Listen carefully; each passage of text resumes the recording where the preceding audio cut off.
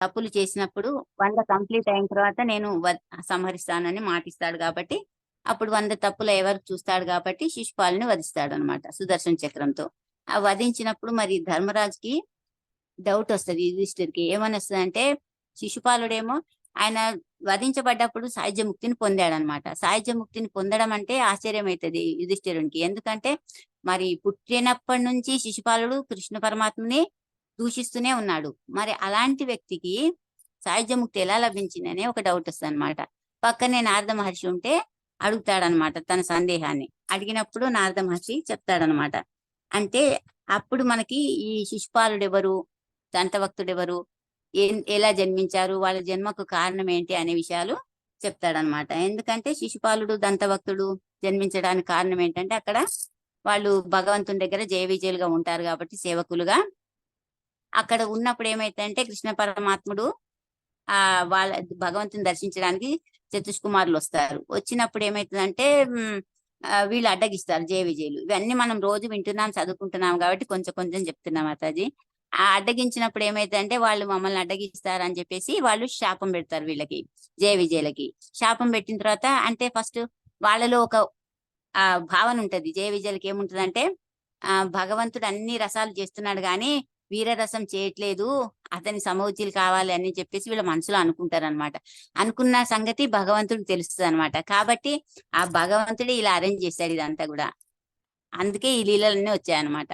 అయితే అప్పుడు చతుష్కుమారులు చెప్పించినప్పుడు భగవంతుడు వస్తాడనమాట. వచ్చిన తర్వాత అసలు ఇదంతా ఎలా, ఎందుకంటే ఒకసారి విష్ణుమూర్తి పాదసేవ చేస్తున్నప్పుడు లక్ష్మీదేవి అడుగుతుంది అనమాట, అతని పాదాలు ఎలా ఉంటాయంటే వెన్న కంటే స్మూత్ గా ఉంటాయి అనమాట. అంటే ఇంత కోమలమైన పాదాలు అసలు ఆయన యుద్ధం చేసినప్పుడు ఎలా ఉంటాయి, మరి ఇంత స్మూత్ గా ఉన్న పాదాలతో ఎలా చేస్తాడు అనేసి ఆమెకు అనిపిస్తుంది అనమాట. అడుగుతుంది కూడా. అంటే భగవంతుడు కూడా అనుకుంటాడు ఒకసారి వీరరసం చూపించాలి లక్ష్మీదేవికి అనుకుంటాడు.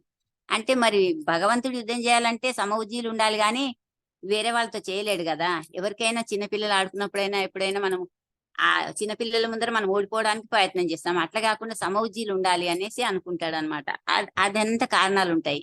కానీ అప్పుడు ఏమైతుందంటే వాళ్ళు శాపం పెట్టినప్పుడు ఇదంతా భగవంతుడు తెలిసి తను వచ్చి చెప్తాడనమాట, ఇదంతా కారణం ఇది నాదే తప్పని అనుకుంటాడనమాట. అంటే నేను పొరపాటు చేశాను, ఇక్కడ వీళ్ళు అడ్డగించారు, నాకు సరైన వీళ్ళ ఏమంటారు జయ విజయలను నేను సరిగ్గా ప్రిపేర్ చేయలేదు అన్నట్టుగా అనుకుంటే అప్పుడు చతుష్కుమారులు ఏమంటారంటే వీళ్ళని మరి 7 జన్మలు భూలోకంలో ఏడు అంటే భగవంతుడికి దూరంగా ఉండడం 7 జన్మలు, దగ్గరగా ఉండడము 3 జన్మలు అనేసి ఒక ఆప్షన్ ఇస్తారనమాట. ఆప్షన్ ఇచ్చినప్పుడు ఈ జయ విజయులు ఏం కోరుకుంటారంటే భగవంతునికి దూరంగా 7 జన్మలు ఉండలేము కాబట్టి 3 జన్మలే అసలు జన్మలైనా సరే మాకని చెప్పేసి వాళ్ళు కోరుకుంటారనమాట. ఆ విధంగా వాళ్ళు భూలోకంలో జన్మ తీసుకుంటారనమాట.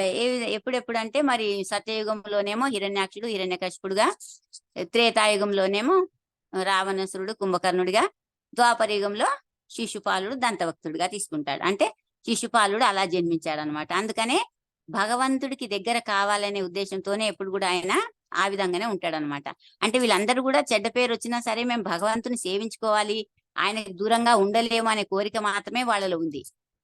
ఇప్పుడు అందరం కూడా అనుకుంటాం, రావణాసురుని తిట్టుకుంటాము, శిశుపాలను తిట్టుకుంటాము, అట్లా తిట్టుకుంటాం కానీ మనకి ముందు కారణాలు ఏవి తెలియవు. ఇప్పుడు ఈ భాగవతం వింటున్నాం కాబట్టే ఓహో ఇది ఇది అని అర్థమవుతుంది మాతాజీలు చెప్పడం వల్ల.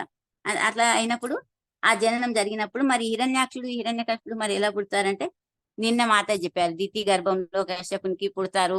అదంతా స్టోరీ మనం వింటున్నాం, అదంతా చెప్పాల్సిన అవసరం లేదు అనిపించింది నాకు. ఎందుకంటే ఆ సమయంలో వాళ్ళు సంభోగించడం, సంధ్యా సమయంలో ఆ విధంగా దితి కోరికను కశ్యపుడు నెరవేర్చడం, వీళ్ళిద్దరు కడుపులో పడడం, వీళ్ళు జన్మించడం. అంటే ఆ సమయం అనుకూలం కానప్పుడు కూడా మనము కోరిక అనేది కోరుకోవద్దు, ఏ కోరిక ఎప్పుడు కోరుకోవాలనేది కూడా మనకు తెలియాలని కూడా దీని ద్వారా తెలుసుకోవచ్చు అనమాట. అంటే మరి ఎవరికి జన్మించారు వీళ్ళు? దితికి కశ్యపులకు జన్మించారు. హిరణ్యాక్షుడు హిరణ్యకశిపుడు జన్మించిన తర్వాత మరి హిరణ్యాక్షుడు ఏం చేశాడు, మరి ఆ భూమిని ధరణిని అసలు వరాహం రూపంలో వచ్చి హిరణ్యాక్షుని సంహరించడానికి, ఏంటి ధరణి రక్షించడానికి అతను వచ్చాడు. కాబట్టి ధరణిని రక్షిస్తాడు, హిరణ్యాక్షుడు సంహరిస్తాడు. ఆ విధంగా వరాహ రూపం ధరించాడు. మరి హిరణ్యకశిపుని ఎలా చంపాలి? కాబట్టి ఆ హిరణ్యకశిపునికి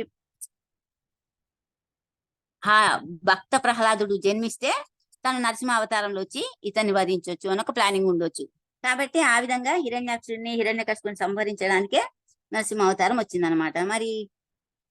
మరి హిరణ్యకశిపునికి హిరణ్యాక్షుని చనిపోయినప్పుడు హిరణ్యకశిపుడు ఏం చెప్తాడంటే వాళ్ళ భార్య పిల్లలకి అందరికీ హితబోధ చేస్తాడనమాట. ఆత్మ గురించి, దేహం గురించి. అంటే ఆత్మ శాశ్వతమైంది, దేహం శాశ్వతమైంది కాదు, మరణం అనేది అందరికీ ఉంటది, దీనికి బాధపడాల్సిన అవసరం లేదు అని తత్వాన్ని చాలా చెప్తాడనమాట. ఎంతో బాగా చెప్తాడనమాట. కానీ చెప్పినా కూడా ఆయన మనసులో ఏముంటదంటే సోదరుని చంపిన వాడిని నేను ఎప్పుడైనా సంహరించాలి అని ఉంటదన్నమాట. ఆయన లక్ష్యమే అది అసలు ఆ లక్ష్యమే పెట్టుకుంటాడనమాట. మరి ఆ లక్ష్యం నెరవేర్చడానికి ఏం చేయాలంటే తపస్సు చేయాలి. మరి తపస్సు చేయాలంటే ఏం కావాలి? ఇంద్రియ నిగ్రహం కావాలి. అంటే తపస్సు అనేది చాలా గొప్పది. దానికి చాలా ఇంద్రియ నిగ్రహం అవసరం. అంటే మరి తన కోరిక తీరాలంటే ఇంద్రియాలు నిగ్రహించాలి కదా. కాబట్టి తపస్సు ఎట్లా చేస్తాడంటే ఎంతో కఠినంగా చేస్తాడనమాట హిరణ్యకశిపుడు. 10,000 సంవత్సరాలు బొటనవేలు మీద నిలబడి తపస్సు చేస్తాడు. అంత కఠినమైన తపస్సు చేస్తాడంటే తపస్సు చేయడము ఎంతో కష్టము. కానీ తను తపస్సు ఎందుకు చేస్తున్నాడంటే హరిని సంహరించడానికి చేస్తున్నాడు. కానీ మరి తపస్సుకు గొప్ప విలువ ఉంటది. చాలా కష్టం అది చేయడం. కానీ ఇక్కడ చేస్తున్నది అసురుడు కాబట్టి అసుర కోరికనే కోరుకుంటాడనమాట. అంటే తను ఎవరి గురించి తపస్సు చేస్తున్నాడు అంటే బ్రహ్మదేవుడి గురించి చేస్తున్నాడు. అంటే దేవి దేవతలందరూ కూడా కోరికలు తీర్చే వాళ్ళ గురించి దేవి దేవతలనే తపస్సు చేస్తారు. ఎందుకంటే హరిని సేవించాలని, అసలు హరిని చంపడానికి ఈయన ప్లాన్ చేస్తున్నాడు కదా ఫస్ట్. కాబట్టి ఇక్కడ ఆ బ్రహ్మదేవుణ్ణి ప్రత్యక్షం చేసుకోవడానికి తపస్సు చేస్తాడనమాట. తపస్సు చేసినప్పుడు ముల్లోకాలు కూడా అల్లోకల్లోలం అయిపోతాయి అనమాట. చాలా. ఎందుకంటే అంత ఘోరంగా తపస్సు చేస్తున్నాడు. ఆయన శరీరం కూడా కనిపించకుండా అయిపోయింది. చీమల పుట్టలు వచ్చేసినాయి. అసలు కేవలం బొక్కలే కనిపిస్తున్నాయి ఆయనకి, ఇంకేం కనిపించట్లేదు. ఆ బొక్కల్లోనే ఆత్మ ఉంటది. అలా తపస్సు చేస్తుంటే మరి బ్రహ్మదేవుడి దగ్గరికి వెళ్ళి దేవతలందరూ మొరబెట్టుకుంటే బ్రహ్మదేవుడు ప్రత్యక్షమవుతాడు. ప్రత్యక్షమైనప్పుడు సరే వందనం చేసి వేడుకొని అన్ని చేసి అప్పుడు వరం కోరుకుంటాడు. బ్రహ్మదేవుడు ఏం వరం కావాలంటే ఏమంటాడంటే నాకు మరణం అనేది ఉండొద్దు అని కోరుకుంటాడు. మరి మరణం అనేది ఉండొద్దు అంటే మరి బ్రహ్మదేవుడికే మరణం ఉంది. మరి ఆయన ఎట్లా ఇస్తాడు వరం? కాబట్టి బ్రహ్మ నేను ఆ వరం ఇయ్యలేను అంటాడు. ఎందుకంటే మనకు తెలుసు బ్రహ్మదేవుడికి మరణం ఉంది అని ఇప్పుడు మనం భాగవతంలో వింటున్నాం కాబట్టి అదంతా కూడా మనకు తెలుసు కాబట్టి చెప్పట్లేదు. ఎందుకంటే బ్రహ్మకే లేదు ఆయుష్, మరణం అనేది బ్రహ్మకే ఉంది కాబట్టి చీమ నుంచి బ్రహ్మ వరకు కూడా మరణం ఉందని భగవద్గీతలో భగవంతుడు కూడా చెప్పాడు మనకి. కాబట్టి నేను ఇవ్వలేను అన్నప్పుడు అంటే హిరణ్యకశిపుడు చాలా తెలివితో ఏం చేస్తాడంటే దాన్ని తిప్పి తిప్పి ఎవరి చేతిలో ఎలాగైనా ఏ అస్త్రంతోనే గాని, శస్త్రంతో గాని, మనిషితో గాని, దేవుడితో గాని, ఇంటి బయట, ఇంటి లోపల, పొద్దున రాత్రి ఇట్లా అన్ని కండిషన్స్ పెట్టి 84 లక్షల జీవరాశుల చేతిలో కూడా చావద్దు అనేసి చాలా కండిషన్స్ పెడతాడు. అన్ని పెట్టి నేను చావద్దు అని అంటే అప్పుడు అన్నిటికీ బ్రహ్మ ఏం చేస్తాడు? తదాస్తు అనుకుంటూ వెళ్తాడు. అంటే అప్పుడు హిరణ్యకశిపుడు ఏమనుకుంటాడంటే ఓ నేను చాలా తెలివిగా మాట్లాడాను అని ఫీల్ అవుతాడు అనమాట. అంటే బ్రహ్మదేవుడు అక్కడ తెలివి లేనివాడా? కాదు. కానీ అక్కడ ఉంది కదా మనకు విష్ణువుది ఉంది కదా. అంటే బ్రహ్మదేవుడు ఆ విధంగా తదాస్తు అన్నాడు కాబట్టి హిరణ్యకశిపుడికి ఇంకా చాలా ధైర్యం వచ్చేస్తుంది. ఇంకా నాకు తిరుగులేదు, నాకు ఎదురు లేదు, తిరుగులేదు. కాబట్టి నేను ఏదైనా చేస్తా. ఏదైనా చేస్తా అంటే మరి ఏం చేస్తామంటే ముందు విష్ణువుకి అందకుండా ఏం చేయాలి అంటే యజ్ఞాలు ఆపేయాలి, బ్రాహ్మణులను చంపేయాలి, క్షత్రియులను చంపేయాలి, గోవులను చంపేయాలి. ఎందుకంటే యజ్ఞానికి ఇవన్నీ అవసరం కదా. గోవు నుంచి పాలు, నెయ్యి అవన్నీ వస్తాయి కాబట్టి, చెట్లకి కర్రపుల్లలు కావాలి కాబట్టి వాటిని బ్రాహ్మణులు వేదాలు చదువుతారు కాబట్టి వాళ్ళని, క్షత్రియులకు వీళ్ళు ప్రోత్సాహం, వీళ్ళు వేదాలు చెప్తారు కాబట్టి అట్లా ప్రతి ఒక్కరిని సంహరించుకుంటూ యజ్ఞం ఎక్కడ ఆపేయాలంటే భోక్తారం యజ్ఞ తపస్సం అన్నిటికీ నేనే అని చెప్పాడు కదా భగవంతుడు. విష్ణువుని ఏది ఆయనకి ఏది చెందకుండా ఆపేయాలి అనేసి ఈయన ఉద్దేశం అనమాట. అందుకని ఏం చేస్తాడు? అందరిని సంహరించుకుంటూ వెళ్ళి చాలా బాధలు పెడుతూ ఉంటాడు అనమాట. ఎన్ని బాధలు పెడతాడంటే ఇంకా చాలా బాధలు పెడుతూ ఉంటాడు. అలా బాధలు పెడుతున్నప్పుడు ఏమైతుందంటే మరి ఏం చేస్తారు వాళ్ళు అంటే ఇంద్రుడిని, వరుణుణ్ణి, ప్రతి ఒక్క దేవి దేవతలను బాధ పెడతాడు. అలా ఇంకా బాధ పెట్టడానికి చాలా ఉన్నాయి, రీజన్స్ ఉన్నాయి, కథలు ఉన్నాయి, కానీ చెప్పట్లేదు నేను, టైం అవుతుందని. హరే కృష్ణ. అలా పెడుతున్నప్పుడు ఏమైతుందంటే ఇక్కడ ఆ హిరణ్యకశిపుడు తపస్సుకి వెళ్ళినప్పుడు ఆ ఇంద్రుడి హిరణ్యకశిపుడి భార్య కయాదు ఉంటది కదా. అప్పుడు ఆమె ఏంటంటే ఆమె కడుపుతో ఉన్నప్పుడు ఏమైతుందంటే ఈ ఇంద్రుడు ఏమనుకుంటాడంటే మళ్ళీ ఈ హిరణ్యకశిపుడే ఇన్ని బాధలు పెడుతున్నాడు, మళ్ళీ ఈమె కడుపులో ఉన్న రాక్షసుడు వచ్చి మళ్ళీ ఎన్ని బాధలు పెడతాడు అని చెప్పేసి ఆమెను చంపాలి అనుకుంటాడు. అప్పుడు నారద మహర్షి వచ్చి వారిస్తాడనమాట. ఎందుకంటే ఆమె కడుపులో ఉన్నది రాక్షసుడు కాదు, అసురుడు కాదు, భక్తుడు ఉన్నాడని చెప్పేసి చెప్తాడనమాట. అంటే మరి ఎందుకు మరి ఇలాంటి రాక్షసుని కడుపులో అలాంటి భక్తుడు ఎలా పుడతాడు మరి అంటే దానికి కూడా కారణం ఉంటది. అంటే దానికి కారణం ఏంటంటే ప్రహ్లాదుని జన్మ కారణం ఏంటంటే ఒకటేమో ప్రహ్లాదుడు ముందు జన్మలో ఆ అతని పేరు విశ్వశర్మ అని ఉంటది అనమాట. ముందు జన్మలో అతనికి ఒక గర్ల్ ఫ్రెండ్ ఉంటది. ఉన్నప్పుడు వాళ్ళిద్దరు స్నేహంగా ఉంటారు. ఒక చోటుకి వెళ్తారు. ఒక చోటుకి వెళ్ళినప్పుడు అక్కడ వాళ్ళకి చిన్న గొడవ వస్తది. అంటే అక్కడ గొడవలో ఏమైతే ఒక రూమ్ లో ఒక ప్రదేశంలో ఉంటారు. ఆ ప్రదేశం క్లీన్ చేసుకుంటున్నప్పుడు వాళ్ళకి చిన్న గొడవ వస్తుంది. ఆ గొడవ పెట్టుకుంటూ పెట్టుకుంటూ తెల్లారిపోతుంది. వాళ్ళు నిద్రపోరు అసలు. ఆ ఆ గొడవలోనే నిద్ర అనేది లేదు వాళ్ళకి, ఆహారం అనేది లేదు. కాబట్టి ఆ రోజు ఏకాదశి నరసింహ చతుర్థి ఉంటదన్నమాట. అప్పుడు వాళ్ళకి ఏమైతే ఆ ఫలితం వస్తుంది అనమాట. వాళ్ళు ఆ రోజు ఉపవసించిన ఫలితం వస్తుంది. కాబట్టి ఆయన ఈ ప్రహ్లాదుడిగా జన్మించాడని ఒక లెక్చర్ లో విన్నా నేను. ఇంకొక కారణం ఏంటంటే ఈయన ఎప్పుడైతే తపస్సు మందర పర్వతకి వెళ్ళాడో హిరణ్యకశిపుడు, అక్కడ ఒక చెట్టు మీద ఈ దేవతలకు అందరు కనిపిస్తుంది ఈయన ఇట్లా తపస్సు చేస్తున్నాడు కదా, మా పదవులకు ఎక్కడ ఆటంకం కలుగుతుంది అని చెప్పేసి వాళ్ళు ఒక పావురం అనుకుంటా, పక్షి పావురం రూపంలో విష్ణువే నమః విష్ణువే నమః అనుకుంటూ ఉంటదన్నమాట. అంతే ఈయన బ్రహ్మదేవాయనమా అంటుంటే ఆ పక్షేమో విశ్వయనమా అంటుంటది. ఏంటి నేను బ్రహ్మదేవాయనం అంటుంటే విష్ణువయనమని కోపంతో కళ్ళు తెరిచేస్తాడు. తపస్సు భంగం అయిపోతుంది. సరే ఎట్లాగో భంగం అయిపోయింది కదా అని చెప్పేసి తన ఇంటికి వస్తాడు. వచ్చిన తర్వాత కయాది అడుగుతాడు అనమాట. ఏంటి వచ్చారు ఇట్లా అనేసి మాటలు తడితే అక్కడ ఒక పక్షి విష్ణువే నమః విష్ణువే నమః అంటుంది అని చెప్తాడు. అంటే మళ్ళీ మళ్ళీ అడుగుతుంది ఆమె. ఎందుకంటే మళ్ళీ మళ్ళీ అనాలని మళ్ళీ మళ్ళీ వింటుంది అనమాట. అట్లా అనుకుంటూ అనుకుంటూ రాత్రంతా కూడా అదే భావనలో వాళ్ళు సంభోగిస్తారు. ఆ భక్తి భావన విష్ణువే నమః అనే ఒక పదము భావనలోనే వాళ్ళు సంభోగిస్తారు. కాబట్టి ప్రహ్లాదుడు జన్మించడానికి అది కూడా ఒక కారణమని ఒక లెక్చర్ లో విన్నాను నేను. అలా ప్రహ్లాదుడు జన్మిస్తాడనమాట.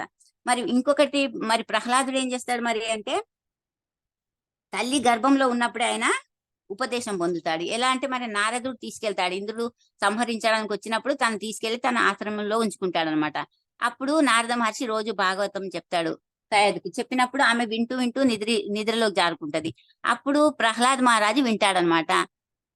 అప్పుడు కొడతాడనమాట. కొట్టినప్పుడు ప్రహ్లాదుడు వింటున్నాడు కదా, వినేసి ఆ ఉపదేశం అనేది నారద మహర్షి ద్వారా, అంటే నారదుల వారు అందరిని భక్తులను చేయడానికి ప్రయత్నిస్తారు కాబట్టి ఆ తల్లి గర్భంలో ఉన్నప్పుడే ప్రహ్లాదుడు ఆ నారాయణ మంత్రం కృష్ణ మంత్రం విన్నాడు, హరి మంత్రం విన్నాడనమాట. అంటే ఇప్పుడు ఈ ప్రహ్లాదుడు పుట్టాడు, పెరిగాడు, గురుకులంలోకి పంపించాడు హిరణ్యకశిపుడు. ఎక్కడికి? గురువులకి విద్య నేర్పమని షండా మార్కులు ఉంటారు, శుక్లాచార్య పుత్రులు, వాళ్ళ దగ్గరికి పంపిస్తాడనమాట. పంపించినప్పుడు వాళ్ళు ఏం చెప్తారంటే వాళ్ళు ఈ ఆధ్యాత్మికమైన విషయాలు చెప్పరు, అన్ని భౌతికమైన విషయాలు చెప్తారు. రాజనీతి గురించి, ఇంకా లౌకిక విషయాల గురించి, అట్లా ధర్మార్థ కామ మోక్షాల గురించి, మోక్షం కూడా కాదు కానీ ధర్మార్థాల గురించి చెప్తారు, కామాల గురించి. వాటి గురించి చెప్పినప్పుడు ప్రహ్లాదుడికి నచ్చదు అసలు.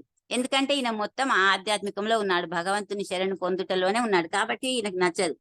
నచ్చకపోయినా కూడా ఒకసారి వస్తారు. వస్తే తీసుకొచ్చిన తర్వాత హిరణ్యకశిపుడు దగ్గర ఒళ్ళో కూర్చోబెట్టుకుని అడుగుతాడు, ఏం నేర్చుకున్నావు గురువుల దగ్గర అంటే ఆయన ఏం నేర్చుకున్నా అని చెప్తాడంటే విష్ణుమూర్తి గురించి హరినామ సంకీర్తన. అంటే ఒక శ్లోకము 23, 24 ఏదో ఉంటది.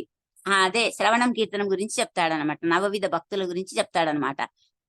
అంటే శ్రవణం చేయడం వల్ల అంటే మనం ఎలా శ్రవణం చేయాలి, ఎలా కీర్తనం చేయాలి, ఎలా అర్చనం చేయాలి, ఈ నవవిధ భక్తులన్నీ చేయడం ఎలా అనేది చెప్పి, ఆ చెప్పగానే ఫస్ట్ హిరణ్యకశిపుడికి కోపం వస్తది. ఎందుకంటే తనకి అగ్నెస్ట్ కదా, హరినామం తలుస్తున్నాడని కోపం వస్తది. ఇదేనా మీరు నేర్పిస్తున్నది హిరణ్య ప్రహ్లాదుడికి అని అడిగినప్పుడు ఆ షండా మార్కులు ఏమంటారంటే మేమేం నేర్పించట్లేదు, అన్ని ఆయన సొంతగానే వస్తున్నాయి, అవన్నీ మేమేం చెప్పట్లేదు అని చెప్పేసి చెప్తారు. అంటే సరే ఈసారి మన్నిస్తున్నా అని చెప్పేసి మళ్ళీ పంపిస్తాడు. మళ్ళీ పంపించినప్పుడు వాళ్ళు స్ట్రిక్ట్ గా బెదిరిస్తారనమాట. బెదిరించి చెప్తారు. చెప్పినప్పటికీ కూడా ఈయన ఆయన మనసులో దృఢంగా నిశ్చయం ఉంది. ఎందుకంటే హరినామ సంకీర్తనమే చేయడమే ఆయన ధ్యేయం కాబట్టి, ఆయన లక్ష్యమే అది కాబట్టి, జీవితానికి పరమార్థం అదే కాబట్టి ఆయనకు తెలుసు కాబట్టి, నారదుల వారు ఉపదేశం చేశారు కాబట్టి అదే చేస్తాడు. రెండోసారి కూడా అదే విధంగా మళ్ళీ ఆన్సర్ వస్తది. మళ్ళీ అదే విధంగా చెప్తాడు. మళ్ళీ పంపిస్తాడు. మళ్ళీ మూడోసారి పంపించినప్పుడు కూడా చండామార్కులు బయటికెళ్తారనమాట. బయటికెళ్ళినప్పుడు ప్రహ్లాద్ మహారాజు శిష్యులందరికి దానవపుత్రులు అందరూ ఉంటారు కదా! ఈయనతో పాటు వాళ్ళందరికీ హితబోధ చేస్తాడనమాట. అంటే భక్తి గురించి చెప్తాడనమాట. భక్తి గురించి ఏం చెప్తాడంటే ఎప్పుడైనా ఈ నవవిధ భక్తుల గురించి చెప్తాడు. స్మరణం చేయాలి. చిన్నప్పటి నుంచే మనము భక్తి చేయాలి అంటారు. మరి చిన్నప్పటి నుంచే ఎందుకు భక్తి చేయాలంటే 14 సంవత్సరాల తర్వాత భక్తి చేస్తే పాపం అనేది పరింతలు అవుతుందట అని ఒక లెక్చర్ లో విన్నా నేను. అందుకని చిన్నప్పటి నుంచి భక్తి చేయడం వల్ల అభ్యాసం అవుతుంది. ప్లస్ ఏంటంటే మనిషి జీవితం ఉండేదే చాలా తక్కువ, 100 సంవత్సరాలు. 100 సంవత్సరాల్లో 50 సంవత్సరాలు నిద్రకే పోతుంది. 25 సంవత్సరాలు ఇంకొక దానికి పోతుంది. 10 సంవత్సరాలు దానికి పోతుంది. ఇట్లా అన్ని లెక్కలు చెప్తాడనమాట. అందుకని మనము చిన్నప్పటి నుంచి కూడా భక్తి చేయాలని చెప్పేసి, భక్తి ఎలా చేయాలి, భక్తిని ఎలా ఉపయోగించుకోవాలి, భగవంతుని ఎలా సేవించాలి, ఇవన్నీ కూడా వాళ్ళకి చెప్తాడనమాట. చెప్పడం వల్ల ఏమైతుంది, వాళ్ళు కూడా భక్తులు అవుతారు. అంటే ఆ మళ్ళీ తీసుకొచ్చి ప్రహ్లాదుని ఒళ్ళో కూర్చోబెట్టుకొని మళ్ళీ తండ్రి అడుగుతాడు. అడిగినప్పుడు మళ్ళీ ఇదే యథావిధి, ఆయనలో మార్పే రాలేదు.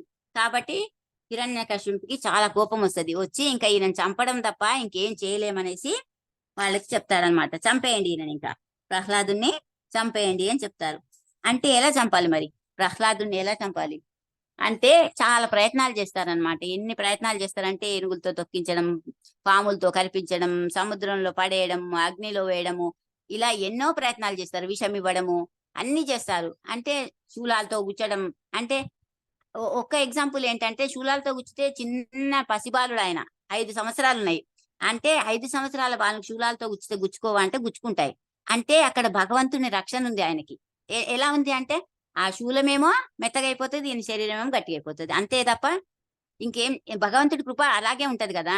అందుకనే ఆ విధంగా భగవంతుని కృపతోని అన్ని సమయాల్లో కూడా రక్షించబడతారు ప్రహ్లాద మహారాజు. వీళ్ళు ఏం చేసినా కూడా రక్షించబడతాడు అనమాట. అట్లా రక్షించడం అంటే ఇదంతా ఎలా జరుగుతుందంటే మరి శ్రవణం ముఖ్యం అని చెప్పారు ముందు. మనకు నవవిధ భక్తుల్లో శ్రవణమే చెప్పారు కాబట్టి ఆ శ్రవణం వల్లనే, మరి శ్రవణం వల్ల ఎవరెవరు ధరించారంటే పరీక్షిత్ మహారాజు ఉదాహరణకి, ఇంకా రుక్మిణీ దేవి, చాలా మంది ఉన్నారు. అందరు కూడా తరించారు కదా. అంటే శ్రవణము ముఖ్యము. అంటే తల్లి కడుపులో ఉన్నప్పుడే ఆయన శ్రవణం చేశాడు కాబట్టి ఈ విధంగా రక్షించబడుతున్నాడు. అట్లా ఇది మరి ఎప్పుడు జరుగుతుందంటే ఈ హిరణ్యకశిపుడు ఎప్పుడైతే వధించబడతాడో అప్పుడు నరసింహ అవతారం వచ్చే వరకు ఇలా చేస్తూనే ఉంటాడు. చివరికి ఒక రోజు ఏమవుతుంది మనకందరికి తెలుసు, ఇంత చెప్పినా వినట్లేదని చెప్పేసి ఇక్కడ ఉన్నాడా, అక్కడ ఉన్నాడా, అక్కడ ఉన్నాడా, ఇక్కడ ఉన్నాడా అన్ని అడుగుతాడు. అంటే ఎక్కడైనా ఉన్నాడు, ఇందుగలడు అందు లేడని సందేహం కలదని చెప్పేసి ఎక్కడైనా భగవంతుడు ఉన్నాడు అని ఆయన అంటాడు. హిరణ్యకశిపుడు అడిగినప్పుడు ప్రహ్లాద మహారాజ్ ధైర్యంగా సమాధానం చెప్పినప్పుడు ఆ స్తంభం ఎప్పుడైతే పగలగొడతాడు, ఇక్కడ ఉన్నాడు అంటే ఉన్నాడు అంటాడు. ఉన్నాడంటే స్తంభం పగలగొట్టినప్పుడు అప్పుడు ఎవరు వస్తారంటే నరసింహ భగవాన్ వస్తాడనమాట. అంటే మరి నరసింహ అవతారం ఎందుకు వచ్చిందంటే ఆయన కోరాడు కదా అక్కడ, నేను ఎవరి చేతిలో చావద్దు, మనిషి చేతిలో చావద్దు, జంతువు చేతిలో చావద్దు, అన్ని లిస్టు పెట్టాడు కదా, పెద్ద లిస్టు. కాబట్టి సగం సింహం సగం నరుడిగా అవతారం తీసుకొని మరి ఏ ఆయుధంతో కూడా చావద్దు అన్నాడు కదా.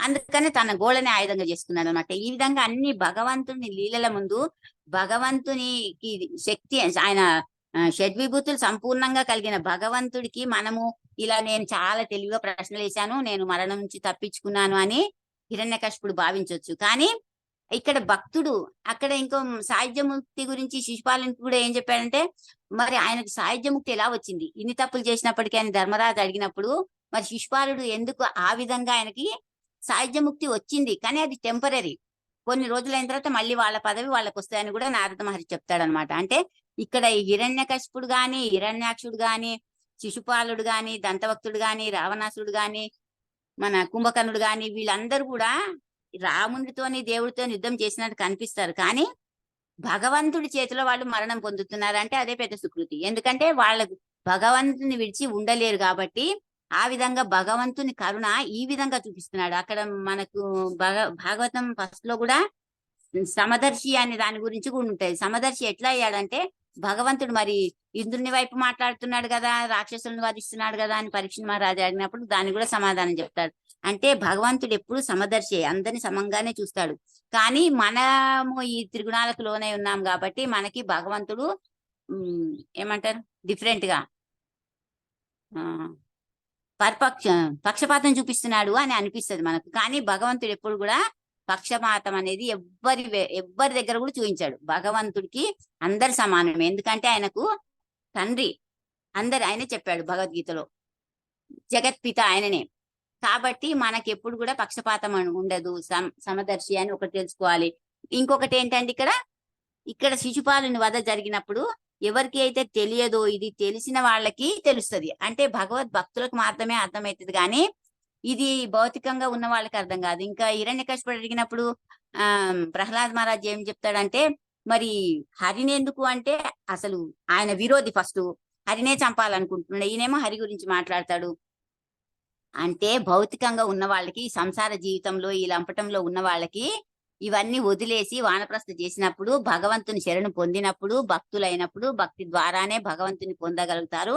అప్పుడు మాత్రమే అర్థమవుతుంది అనేసి చెప్తాడనమాట. అంటే ఇవన్నీ చెప్పడం వల్ల ఏమైతుంది అంటే, నాకేం అర్థమవుతుంది అంటే ఇదంతా భగవంతుని కృపతోనే జరుగుతుంది. అక్కడ వీళ్ళ పేర్లు వేరుండొచ్చు, వీళ్ళ అవతారాలు వేరుండొచ్చు, వేరే సంఘటనలు ఉండొచ్చు, ఏవైనా ఉండొచ్చు. కానీ ప్రహ్లాద్ మహారాజ్ చెప్పిన వాటిలో మనకి నిజంగా 100 సంవత్సరాల ఆయుష్ ఉన్న దాంట్లో మనము స్వయంకృత అపరాధాలు చేసి, పొల్యూషన్ చేసి, అది చేసి ఇది చేసి మనం ఆయుష్ చాలా తగ్గించుకుంటున్నాం. కానీ ఉన్న సమయంలో, కొంత సమయంలో శ్రీల ప్రభుపాదుల వారు చెప్పినట్టు మనం 64 మాలలు అయితే చేయలేకపోతున్నాం. ఆయన కరుణ వల్ల 16 తగ్గించి ఇచ్చినప్పటికీ కూడా మనకి అది కూడా అక్కడ రావణాసురుడు అంత పెద్ద తపస్సు చేశాడు. అంటే 1,00,000 సంవత్సరాల ఆయుష్ ఉండొచ్చు.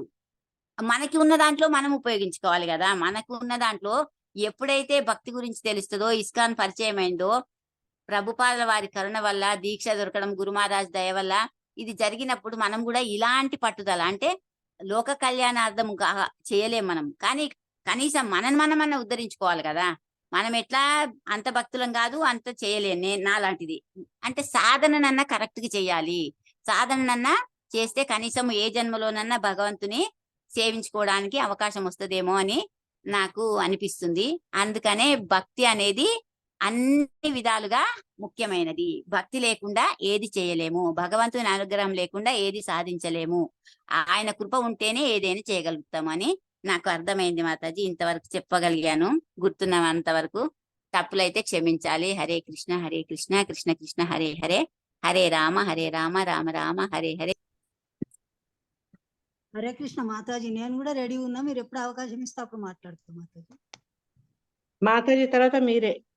సరే మాతాజీ. ఏదో నాకు చెప్పొచ్చినట్టు చెప్తాను మాతాజీ. హరే కృష్ణ. అందరికీ ప్రణామాలు.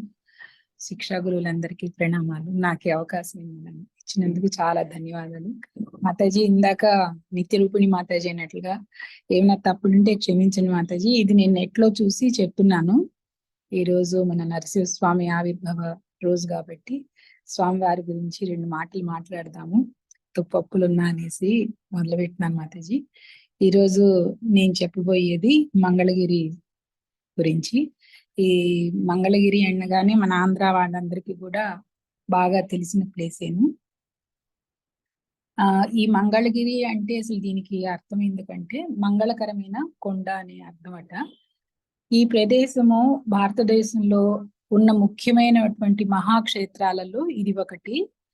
ఇది మహావిష్ణువుకి ఒక 8 రకాలైనటువంటి ప్రదేశాలు ఆయనకి చాలా ప్రీతికరమైనమాట. వాటిట్లో 8 ఏంటంటే శ్రీరంగము, శ్రీముష్ణము, నైమిషం, పుష్కరం, సాలగమాద్రి, తోటాద్రి, నారాయణాశ్రమం, వెంకటాద్రి.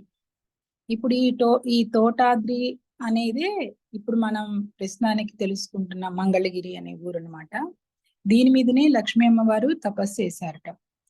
అందుకే దీనికి ఆ పేరు వచ్చింది. మంగళగిరి అంటే మంచి కొండ అని కూడా మనం అర్థం చేసుకోవాలనుకుంటున్నారు. మంగళగిరిలో మొత్తం 3 రకాలైనటువంటి నరసింహస్వామి ఆలయాలు ఉన్నాయి. ఒకటేమో కొండపైన ఆయననే పానకాల నరసింహస్వామి, మరొకటేమో ఆలయ పాదాల వద్ద లక్ష్మీ నరసింహస్వామి ఉన్నారు. మూడవది ఏంటి అంటే కొండ పైన ఆయన గండాల నరసింహస్వామి అని. ఇట్లా 3 రకాలైనటువంటి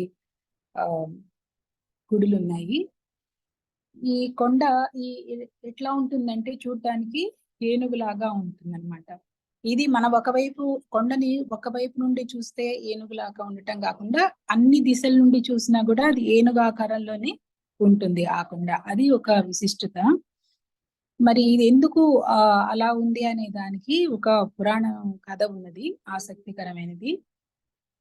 ఒక పురాతనంగా ఒక రాజు ఉన్నారట. ఆయన కుమారుడు శృంగి. ఆయనకి సాధారణమైనటువంటి శరీరం లేదు. ఆ శరీరం పొందాలి అని చెప్పి ఆయన ప్రయత్నం చేస్తున్నారు. ఆయన అనేకమైనటువంటి పవిత్ర స్థలాలు అన్నిటికీ కూడా సందర్శించారు. చివరికి ఇక్కడ మంగళగిరికి వచ్చారు. వచ్చినప్పుడు అక్కడ దేవతలు అందరూ కూడాను మంగళగిరిలో వాళ్ళు కూడా ఈ రోజుకి కూడా పూజలు చేస్తారు అనేది ఒక విశేషం ఉన్నదట మాతాజీ. ఇక్కడ అందుకనే మధ్యాహ్నం టైం వరకునే ఆ స్వామివారి గుడి తెరవబడి ఉంటుంది. నైట్ టైము అది క్లోజ్ చూస్తారనమాట. సో ఇక్కడ ఈ దేవతలు, ఇంద్రుడు వీళ్ళందరూ కూడాను ఈయనకి సలహా ఇచ్చారు, నువ్వు ఇక్కడ చక్కగా స్వామివారిని 3 సంవత్సరాలు తపస్సు చెయ్యి అని చెప్పి. ఇంకా ఆయన అక్కడ తపస్సు చేసి ఆయన యొక్క శరీరాన్ని పొందారు. వాళ్ళ తండ్రి ఆయన రాజు కదా, ఆయన వాళ్ళ యొక్క పరివారంతో వచ్చేసి ఆయన్ని మళ్ళా వెనక్కి రమ్మని కోరుతాడు ఆ కుమారుణ్ణి. అప్పుడు ఆయన ఏమంటారంటే, నేను రాను, ఇక్కడ లక్ష్మీ నరసింహస్వామి గారిగా పిలువబడుతున్నటువంటి ఈ విష్ణువు, ఆ విష్ణువే లక్ష్మీ నరసింహస్వామి, ఆయనకి నివాసంగా ఉండాలి అని చెప్పి ఆయన ఏనుగు ఆకారం తీసుకున్నారట. ఇంకా కొండపైన ఈ పానకాల లక్ష్మీ నరసింహస్వామి ఆలయం ఉంది కదా, ఆ ఆలయానికి మనం మెట్ల మార్గంగా కూడా వెళ్ళొచ్చు. అట్లా వెళ్ళేటప్పుడు విజయనగరానికి చెందినటువంటి కృష్ణదేవరాయలు ఆయన యొక్క రాతి శాసనం కూడా ఉంది. అది చూసుకుంటూ మళ్ళా ఇంకా ముందుకు వెళ్తే మన మహాప్రభు చైతన్య మహాప్రభు యొక్క పాదముద్రలు కూడా ఇప్పటికీ అక్కడ మనకు కనిపిస్తాయిట. అదొక మంచి విశేషం ఉంది. ఇంకా మెట్లపై మధ్యలో పానకాల లక్ష్మీ నరసింహస్వామి యొక్క ఆలయం ఉంది. ఆ ఆలయములో స్వామివారి రూపం ఎట్లా ఉంటుందంటే, ఓన్లీ మనకు నోరులాగా అదే కనపడుతుంది, దానికి తొడుగు ఇత్తడితో స్వామివారి రూపులాగా అది ఒకటే మనకు తెలుస్తుంది. ఇంకా ఇది ఎందుకు ఇక్కడ పానకాల స్వామి అయ్యారు అంటే, దీనికి కూడా ఒక పురాణ గాథ ఉంది. ఒక రాక్షసుడు, ఆయన పేరు నముచి. ఆయన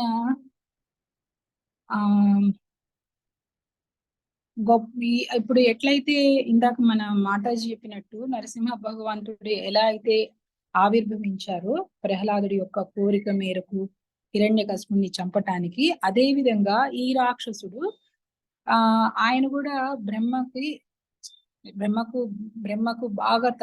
కోసం బాగా తపస్సు చేసి ఆయన ఒక కోరిక చెప్తారు. ఏమనంటే, నేను తడిగా ఉన్న ప్లేస్ లో గాని పొడిగా ఉన్న ప్లేస్ లో గాని నేను చనిపోకూడదు, అలాంటి వరం ఇవ్వమని కోరారు. ఇంకా బ్రహ్మదేవుడు ఆయనకు ఆ వరం ఇచ్చారనమాట.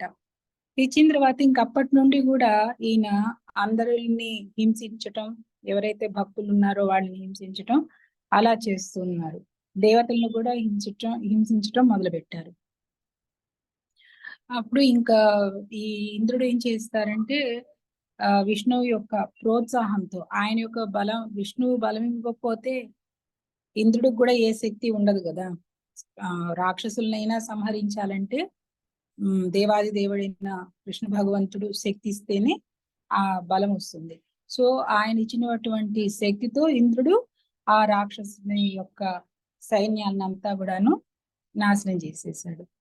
అప్పుడు ఆ రాక్షసుడు ఏం చేశారంటే, ఒక సూక్ష్మ రూపంతో ఒక గృహలోకి వెళ్ళిపోయారనమాట.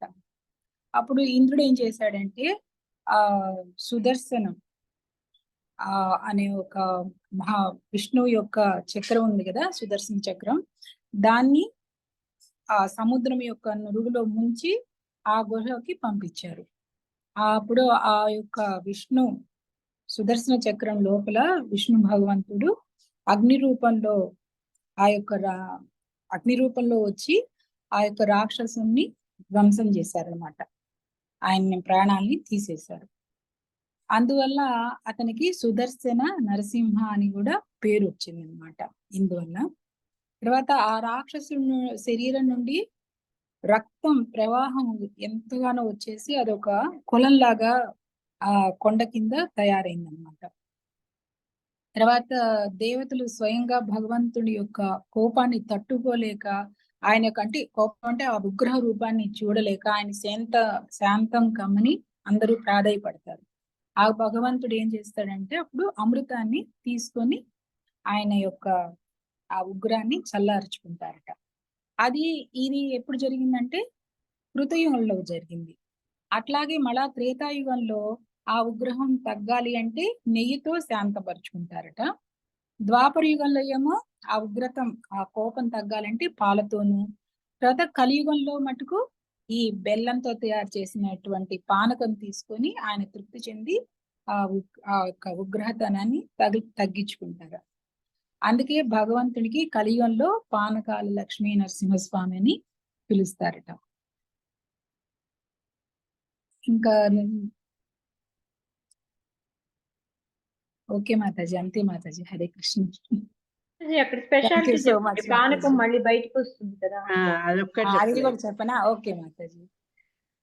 ఆ ఇక్కడ ఏంటంటే 4 యుగాలు రెండవది త్రేతాయుగం. ప్రపంచంలోని వారి పుణ్య ఫలితాలలో అంటే స్వర్గంలో అంటే త్రేతాయుగంలో ఉన్నప్పుడు స్వర్గంలో ఉన్న వాళ్ళందరూ యొక్క పుణ్యం అయిపోగానే మళ్ళా వాళ్ళు తిరిగి వస్తారు కదా. అప్పుడు మళ్ళా వాళ్ళు స్వర్గానికి వెళ్ళాలి అనుకుంటే ఇది త్రేతాయుగంలో అన్నమాట.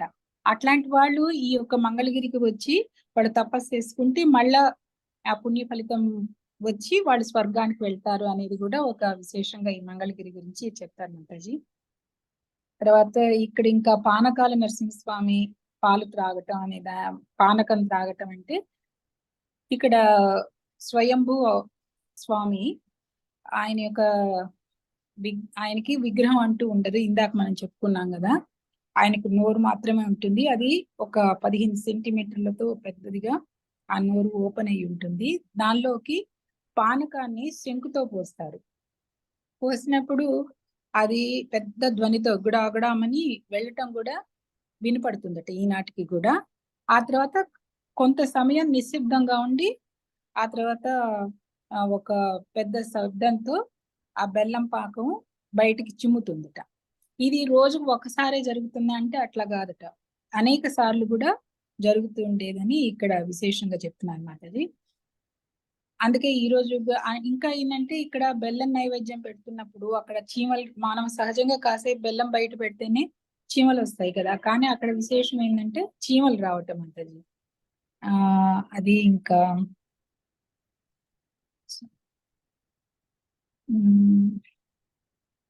ఇంకొకటి ఏంటంటే మళ్ళీ శాస్త్రపరంగా చెప్పటము, ఇక్కడ ఎందుకు ఈ బెల్ల పానకం ఇస్తారంటే అగ్నిపర్వతం అది పేలకుండా ఉండటానికి కోసము, అంటే సల్ఫర్ సమ్మేళనాలతో ఉంటుంది కదా, ఇలాంటి బెల్లం పాకు వస్తే గనక అది విస్ఫోటన జరగదు అనేది కూడా చెప్తున్నాను Mataji. Hare Krishna. Thank you so much Mataji. క్షమించి. అదైతే కాదు మాతాజీ, ఇంకా ఏంటంటే మనం ఎంత పోస్తామో దాంట్లో సగమే బయటకు వస్తుంది, మిగతా లోపలికి వెళ్ళిపోతుంది.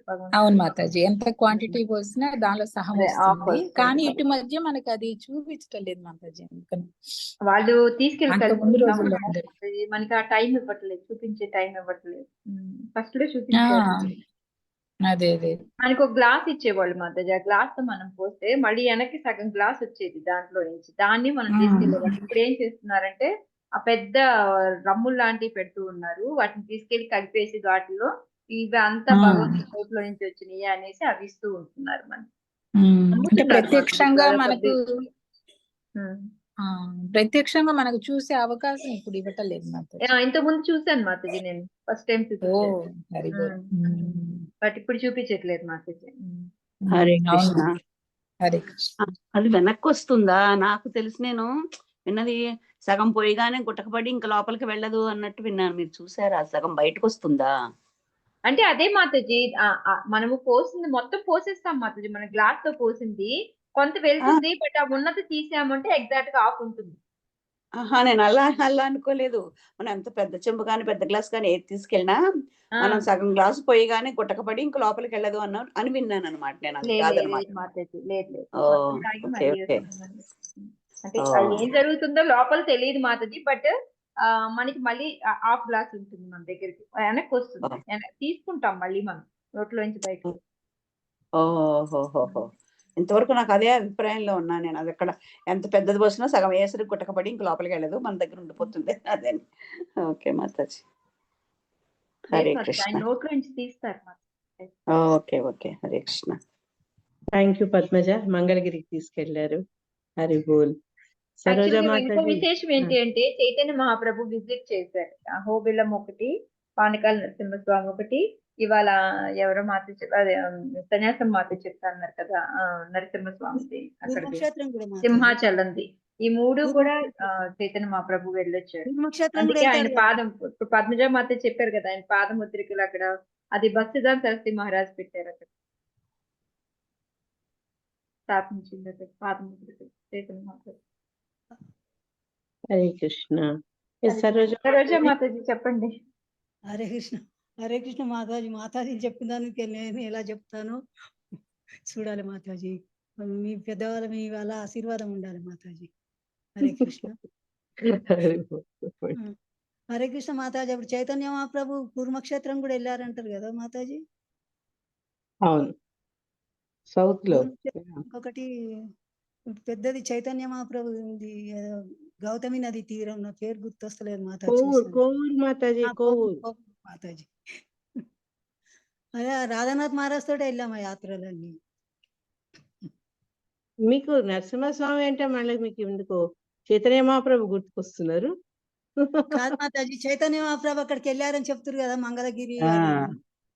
అందుకని మాతాజీ. ఆ, హరే కృష్ణ మాతాజీ. హరే ఆ, కృష్ణ. ఇప్పుడు నాకు చెప్పొచ్చినంత చెప్పబోయేది ధర్మపురి లక్ష్మీ నరసింహ స్వామిది మాతాజీ.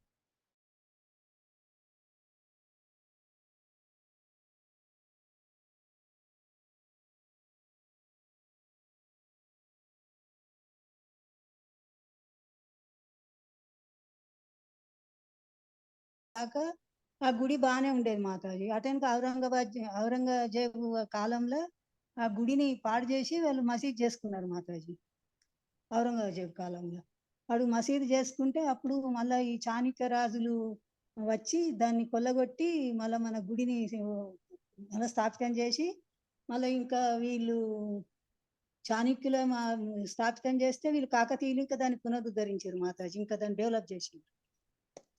అయితే అప్పుడు నరసింహస్వామి మళ్ళీ 1448లో మళ్ళీ కొత్త నరసింహస్వామి అని అప్పుడు ఆ పాతది కొల్లగొట్టినాక ఈ కొత్తది పెట్టిరు మాతాజీ. అప్పుడు 3 నరసింహస్వాములు వచ్చినాయి, అది పెట్టారు మాతాజీ. ఒకటేమో లక్ష్మీ నరసింహస్వామి, ఒకటేమో ఉగ్ర నరసింహస్వామి, ఒకటేమో సౌమ్య నరసింహ అవతారము బాలాజీ రూపంలో ఉంటుంది మాతాజీ.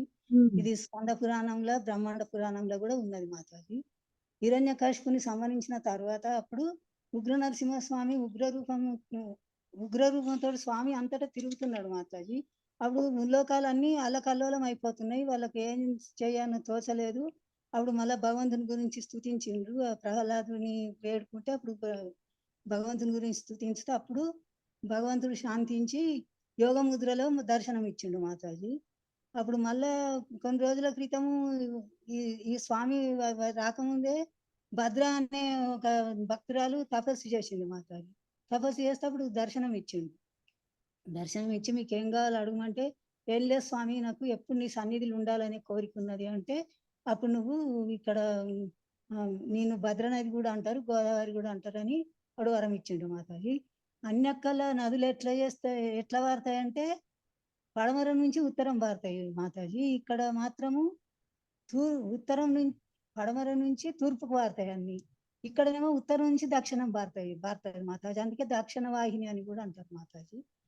అయితే అప్పుడు ఆ స్వామి ఈమెకు దర్శనం ఇచ్చి, నిన్ను ఎప్పుడు నా దగ్గర నుంచి నా గుడి పక్క నుండే నువ్వు వెళ్తావు, నీకు ఈ నదికి భద్ర నది కూడా అని అంటారని చెప్పాడు మాతాజీ. అప్పుడు ప్రహ్లాదు స్తుతించిన తర్వాత స్వామి యోగ ముద్రల యోగాసనంలో దర్శనం ఇచ్చాడు మాతాజీ. ఆ ధర్మపురి గురించి తెలుసు మాతాజీ. హరే కృష్ణ. హరే కృష్ణ. ఈ మన పూర్వకాలంలో ఈ బ్రాహ్మణ అగ్రహారాలు అనేవి కదా, ఇప్పటికీ కూడా ధర్మపురిలో ఇప్పటికి కూడా చాలా ఉన్నాయి. ఎక్కువ బ్రాహ్మణులు కావాలి అనుకుంటే, ఋత్వికులు కావాలి అనుకుంటే ధర్మపురిది ఆ, ఫేమస్ మాతాజీ. అదే చెప్తున్నా. అగ్రహారాలు, వేద పఠనాలు ఇంకా అవును. ఇప్పటికి కూడా వాళ్ళు సాగిస్తున్నారు అక్కడ. అందుకే ధర్మపురిలో వేములవాడలో చాలా మంది బ్రాహ్మణులు ఉంటారు మాతాజీ. వాళ్ళ ఆ, ఇచ్చు పుచ్చకాలన్నీ, పెళ్లిళ్ళు, పేరంటాలన్నీ ధర్మపురి, వేములవాడ ఈ రెండే నడుస్తుంటాయి మాతాజీ. అవును. కానీ ధర్మపురిలోనే బతుకమ్మ కథ కూడా చెప్తారు కదా. బతుకమ్మ మేము కథ కాదు కానీ అప్పుడు ధర్మాంగుడు అనే రాజుకు పిల్లలు లేకుంటే తపస్సు చేస్తే, నాకు పామైనా సరే ఎవరైనా సరే నాకు ఒక సంతానం కావాలంటే ఆమె కోరికతోటి పాము పుడుతుంది మాతాజీ. నేను ఒక కథ విన్నాను. ఆహా.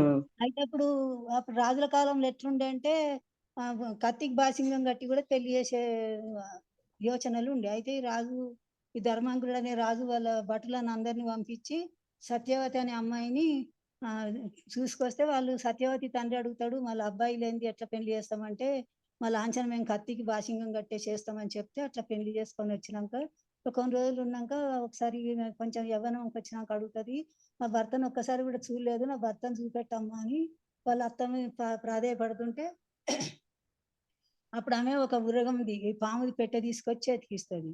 అంటే ఏందమ్మా పాముల పంతులను చెయ్యగా ఎక్కడ ఉందా, మీరు నాకు పెళ్లి చేసిండు, నా బతికి ఇట్లా అన్యాయం చేసిందని చాలా బాధపడి, మీరు ఈ పాముని తీసుకొని నేను వెళ్తాను, అన్ని తీర్థయాత్రలు అన్ని తిరుగుతుంది మాతాజీ. ఎక్కడికి పోయినా కానీ అట్లనే పాము ఉంటది, పాముగానే ఉంటది. ఎక్కడ స్నానం చేసినా ఈమె చేసుకుంటే దాన్ని చేపించినా కానీ. అయితే ఇక ఆమె మళ్ళీ ఈ ధర్మపురికి వస్తుంది. ధర్మపురికి వచ్చినాక ఇక అక్కడ కూడా అట్లనే ఉంటే ఇంకా నా బతికేందుకు ఎక్కడికి పోయినా కానీ ఇట్లనే ఉన్నదని ఆ కాశ గట్టిగా బిగించి ఆ కొంగును గట్టిగా కట్టుకొని ఆ నదిలో దుంకబోతుంది. దుంకబోతేప్పుడు ఆకాశవాణి అంటది, నువ్వు ధర్మపురికి రాకముందు నువ్వు ధర్మపురికి పో, అక్కడ ధర్మపురికి పోతే నీకు నీకు ధర్మం దొరుకుతుంది ఇట్లా అని అంటే, ఆవిడ పామును పట్టుకొని ధర్మపురిలో స్నానం చేస్తాడు, మనిషి అవుతాడు మాతాజీ. ఇప్పుడు అక్కడ సత్యవతి గుండం అని కూడా ఉంటది మాతాజీ ధర్మపురిలో. ఇప్పుడు కాశీలో కదా ఇట్లా అన్ని హరిశ్చంద్ర ఘాటు, అన్ని ఘాటులు, మణికర్ణిక ఘాటు ఉన్నట్టుగా ఆడ సత్యవతి గుండం అని ఉంటది. ఒక సత్యవతి విగ్రహం ఉంటది హనుమాన్ దాని లెక్క రాతిది. మళ్ళీ అక్కడ స్నానం చేసి ఆ సత్యవతి అమ్మవారికి కూడా అది పాదాభివందనం చేసి ఆ నీళ్లు వస్తారు మాతాజీ. ఇప్పుడు హరిశ్చంద్ర ఘాటు, మణికర్ణిక ఘాటు అన్ని ఒకటికొకటి ఎట్లా కలిసినాయో ఇక్కడ సత్యవతి గుండం అని పేరు కానీ అదే నదిలో కలుస్తుంది మాతాజీ. ఇంట్రెస్టింగ్. హరే కృష్ణ. మేము దుబాయ్ నుంచి ఆంధ్ర తెలంగాణ గుళ్ళ యాత్రకు వెళ్ళినప్పుడు మేము ధర్మపురి కూడా వెళ్ళాం. ధర్మపురి, వేములవాడ, ఈ మెట్టుపల్లి గ్రామం ఇవన్నీ వెళ్ళాం మేము అప్పుడు. మెట్టుపల్లి నరారి ప్రభు ఉంటాడు కదా మాతాజీ, ఆ గుడి కూడా వెళ్ళాం మేము. హరే కృష్ణ. Thank you Mataji. హరే కృష్ణ మాతాజీ. చెప్పండి. హరే కృష్ణ మాతాజీ. దండవత్ ప్రణామం. ప్రణామం. మాతాజీకి ధర్మపురిలో ఆయనకి శాప విమోచనం అయ్యి మనిషి అవుతాడు కదా మాతాజీ, రాజు. అయితే ఆమెని ప్రశ్నిస్తారు, నువ్వు ఈయన నీ భర్తనేనా కాదా అని అంటే, నేను ఎంత పవిత్రురాలనైతే అని చెప్పేసి ఒక ఇసుక పైకి వేస్తుంది మాతాజీ, ఆకాశం పైకి. అది ధ్వజస్తంభం అవుతుంది. అక్కడ ఒక ఇసుకతోటి ధ్వజస్తంభం కూడా ఉంది ఆమె టెంపుల్ లో, సత్యవతి మాత టెంపుల్. ఓన్లీ ఇసుకనేనంట మాతాజీ. అది ఇట్లా ఆకాశం మీదకి వేసేస్తుంది అనమాట. పైకి ఎగరేస్తే అది ఇసుకతోటి ధ్వజస్తంభం అవుతుంది మాతాజీ. అక్కడ కూడా స్టోరీ ఉంది మాతాజీ. వచ్చినాక వాళ్ళ అత్తమ్మ అంటారు మాతాజీ, పామును పుట్టలో విడిచిపెట్టి నువ్వు ఎవరినో తీసుకొని వచ్చినావు అంటారు మాతాజీ. అప్పుడు ఆమె ప్రాతిపత్యం నిరూపించుకునేందుకు, ఆమె సత్యాన్ని నిరూపించుకునేందుకు అలా చేసింది మాతాజీ. మీది కూడా అక్కడేనా? మేము వెళ్ళినాం మాతాజీ ఒకసారి, మేము హైదరాబాద్ లో ఉన్నాం. అదే డౌట్ వచ్చింది నాకు. ఓకే అమ్మా, థ్యాంక్ యూ. ఇద్దరికి ధన్యవాదాలు. Thank you Mataji. ఇసుక స్తంభమై నిలబడుతుంది మాతాజీ. అదే ఇసుక స్తంభం గురించి చెప్తున్నారు. చూడలేదు అది. నేను ఇప్పుడు కూడా అది ముట్టుకుంటే రాలుతుంది అని అంటారు. గుర్తులేదు ఇవన్నీ, చూడాలి మళ్ళీ ఒకసారి ఇప్పుడు వెళ్ళి. సరే. చాలా మారిపోయింది మాతాజీ, ఎందుకు ఇప్పటికి చాలా మారిపోయింది. హరే కృష్ణ మాతాజీ. హరే కృష్ణ. స్టార్ట్ చేయండి మాతాజీ. ప్రణామాలు మాతాజీ. శిక్ష గురువులకి, అక్కడున్న సత్సంగంలో ఉన్న మాతాజీలందరికీ నమస్కారం. ముఖం కరోతి వాచాలం పంగుం లంగాయితేగిరం యత్కృపాతమహం వందే శ్రీ గురుం దేనితారణం పరమానంద మాధవం శ్రీ చైతన్య ఈశ్వర్ హరే కృష్ణ శివ ప్రభుపాదికి జయ గురు మహారాజ్. మాతాజీ, ఇది నేను విన్న కథ మాతాజీ. ఆ విన్న కథ నేను మళ్ళీ మీకు చెప్తున్నాను. హరే కృష్ణ. ఇక్కడ ఏంటంటే మా వైజాగ్ దగ్గర కొన్ని కిలోమీటర్ల దూరంలో సింహాచలం అని ఉన్నది. ఆ సింహాచలంలో నరసింహస్వామి ఉంటారు. అతన్ని మేము దర్శనాలు చేసుకుంటే నెలకొక మారు వెళ్తాము. తిరుపతిలో లాగే అన్ని సేవలు జరుగుతూ ఉంటాయి. దానికి సాయం ఫస్ట్ లో నేను ఇస్కాన్లోకి రాకముందు చైతన్య మహాప్రభువు గురించి నాకు తెలియక ముందు నేను సింహాచలం వెళ్ళొచ్చేదాన్ని, కానీ నాకు అంతగా తెలిసేది కాదు.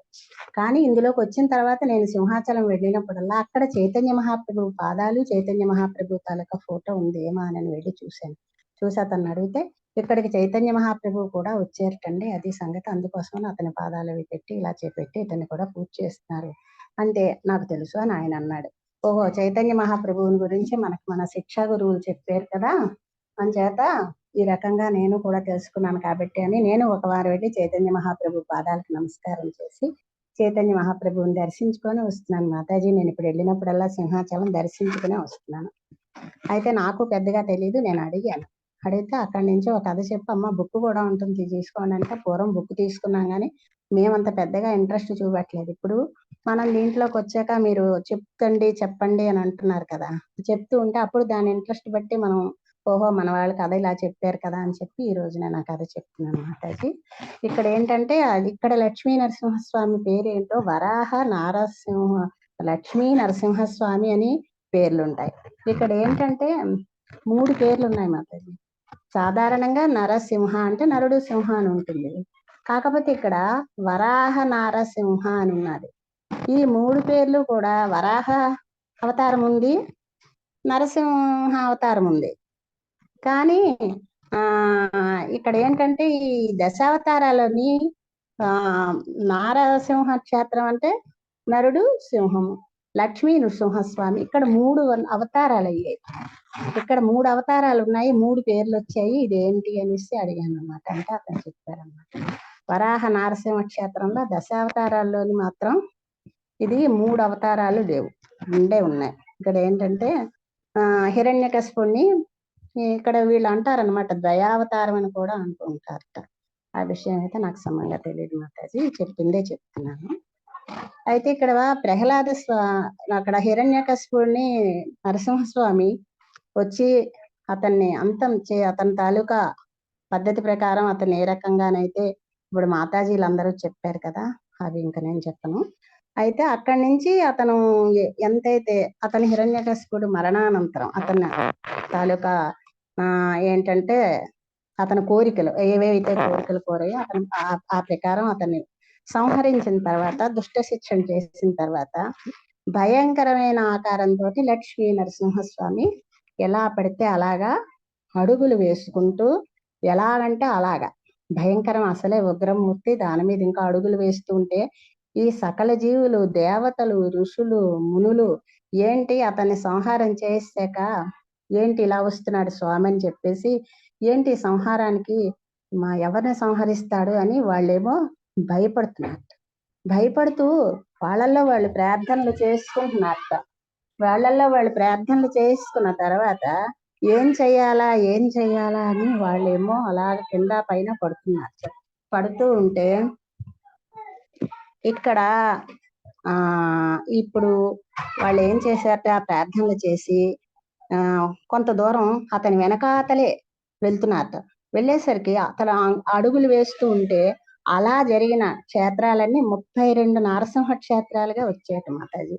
అదైన తర్వాత వాళ్ళు భయపడుతూ ఓ పక్కకు వస్తే నరసింహస్వామి అన్నారట, నేను దుష్ట శిక్షరక్షణ చేయడానికి వచ్చాను, అంతేగాని ఇంకేం కాదు, మీరేం భయపడొద్దు అన్నట్టు అతనికి వీళ్ళందరికీ కూడా, దేవతలందరికీ కూడా అభయహస్తం ఇచ్చారట. అలా అభయహస్తం ఇచ్చిన ప్రతి చోట కొంతమంది ఋషులు ఎవరి నోట్లోని ఏ మంత్రం ఉంటే అదనమాట, వేదాన్ని కొంతమంది యోగాన్ని కొంతమంది, ధ్యానాన్ని కొంతమంది, రకరకాలు ఎవరి నచ్చిన దేవతల్ని వాళ్ళందరూ ఆహ్వానం చేసి వాళ్ళని వాళ్ళు ఎవరికి జ్ఞాపకం వచ్చిన దేవతలందరినీ వాళ్ళు ఆహ్వానం చేశారట. ఆ రకంగా అవి ఏంటంటే వేదాద్రి, యోగాద్రి, జ్వాలాద్రి ఇవన్నీ ఉంటాయి కదా నరసింహస్వాములు. అవి కూడా 9 నరసింహస్వాములే నాకు తెలుసు. అంచేత ఆ 9 నరసింహస్వాములు అయ్యాయట. అయిన తర్వాత ఆ స్వామి ఇంకా భయంకరమైన రూపంతో అతను ఎలా పడితే అలాగా అంగలు వేసుకుని వెళ్ళిపోచ్చేస్తున్నారట. ఏం చేయాలి మనం అని మునీశ్వరులు, ఈ భయపడుతున్న ఋషీశ్వరులు, దేవతలందరూ కూడా ఒకేసారి చిన్న ఆలోచన చేశారట. చేయగానే మనం ఒక పని చేద్దాం, ఏదైతే ఈ రూపానికి మూలమో ఆ మూలాన్నే మనం పట్టుకుందామని వాళ్ళు అనుకున్నారట. ఏదైనా సరే చూడండి, మనం పైన కంట ఏదైనా శాస్త్రాన్నైనా పురాణాన్నైనా ఏదైనా గురువుల ద్వారా మనం చూడండి, మీ ద్వారా మేము వింటే మాకు మూలం ఎలా తెలుస్తున్నదో ఈ మునీశ్వరులకు కూడా మూలం తాలూకా పట్టుకున్నారట. ఆ మూలాన్ని తీసుకుని ఆ మూలాన్ని పట్టుకుని అక్కడి నుంచి వాళ్ళు ఏం చేశారట, మూలం ఏమిటి ఆలోచిస్తే ప్రహ్లాద మహారాజు గుర్తుకొచ్చారట దానికి.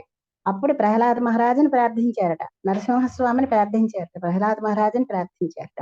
అప్పుడు ప్రహ్లాద మహారాజు వచ్చారట. వచ్చి ఏంటి అవునట్టు ఇలా అన్ని నరసింహాలు అయిపోతూ ఉంటే లాస్ట్ ని ఈ స్వామి ఇంత ఉగ్ర రూపంతో వచ్చేస్తూ ఉంటేంట అప్పుడు మంగళగిరి దగ్గరికి వచ్చేసరికి అక్కడ అడుగు వెయ్యబోయేసరికి అమ్మవారు లక్ష్మీదేవి పానకం చెంబుతోటి ఎదురుగా వెళ్ళి స్వామిని శాంతపరుద్దామని ఆమె వెళ్ళిందిట పానకం పట్టుకుని. వెళ్తే ఆ పానకం తీసుకుని లక్ష్మీదేవిని గుర్తించి అతను గబుక్కుమని ఒక ధర్మాన్ని పాటించారు. ఏమిటా ధర్మం అంటే, ఏదైనా భార్య భర్తకి ఇచ్చినప్పుడు భర్త ఏమో సగం తిని సగం భార్యకి ఇవ్వడం, ఆ ధర్మాన్ని పాటించి ఆ ఉన్న సగం పానకం కూడా ఆ మహాలక్ష్మీదేవికి ఆ స్వామి ఇచ్చేసి అతను వెళ్ళిపోతున్నారట. ఈలోగాన వీళ్ళు మునీశ్వర్లందరూ ప్రహ్లాదుని ప్రార్థించేసరికి ప్రహ్లాదుడు అప్పుడు ఏం చేశారట, అతను గురువుని ప్రార్థించారట. ఏంటి అంటే ముందు మనం ఏంటంటే ప్రతిదీ మనం గురు పూజ చేయడం మనకు అలవాటు కదా. అంచేత ప్రహ్లాద మహారాజు ఏం చేశారు, ముందు ఆలోచించారట. ఆలోచించి ఇక్కడ మనకి భీముడిపట్నం అనే చోటు ఉన్నది, ఆ చోట్లో అక్కడ అది సౌమ్యగిరి అని అంటారు, ఆ సౌమ్యంగా ఉంటుంది, ఆ గిరి మీద కనుక నేను వెయిట్ చేస్తాను, స్వామి ఇలానే వస్తారు కాబట్టి ఇక్కడికే తప్పకుండా ఖచ్చితంగా వస్తారు అని అతని మనసులో అనుకుని, అది 200 పైన దాటి కిలోమీటర్లు సముద్రానికి ఎత్తుగా ఉండడం, చుట్టూరా చెట్లు ఉండడం, అదే ఒక రకంగా చల్లదనంగా కూడా ఉంటుంది, చాలా బాగుంది అనేసి ప్రహ్లాద మహారాజు అతను దాన్ని ఎంపిక చేసి దాని మీద కూర్చుని జపం చేసుకుంటున్నారట. రానే వచ్చారట లక్ష్మీ నరసింహస్వామి. వచ్చి అది చూసి అతనికి కూడా మంచిగా అనిపించిందట. అనిపించి ఆ కొండ మీదే అతను కూడా కూర్చున్నారట. అప్పుడు అతన్ని ప్రహ్లాదుని అడిగారట, ఏంటి నువ్వు ఎక్కడున్నావు అని అడిగారట. అంటే స్వామి మిమ్మల్ని నేను చూడ్డానికని వచ్చాను, మీరు ఏంటి ఇంకా భయంకర రూపం వదలలేదా అని అన్నట్ట స్వామిని.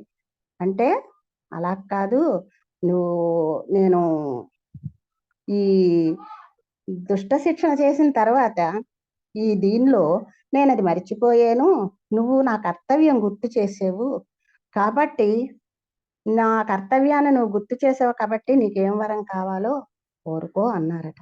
అంటే అప్పుడు ప్రహ్లాదుడు అడిగారట, మీరు చాలా రూపాలు చూపెట్టారు, లెక్కకైతే ఇందులో మన వాళ్ళు చెప్పడం ఏంటంటే, నాకు అప్పుడు ఆ పుస్తకంలో ఏదో కొంచెంగా ఉంటుంది జ్ఞాపకం, 29 రూపాయలు చూపెట్టారని అన్నారు, కానీ నేను అప్పుడు పుట్టలేదు, నువ్వు నాకు ఎన్నో రూపాయలు చూపెట్టారు స్వామి, మీరు ఆ చూపెట్టిన రూపాల్లోని నాకు మా పినతండ్రిని చంపిన ఆదివరాహ రూపం నాకు కావాలి అని అడిగారట.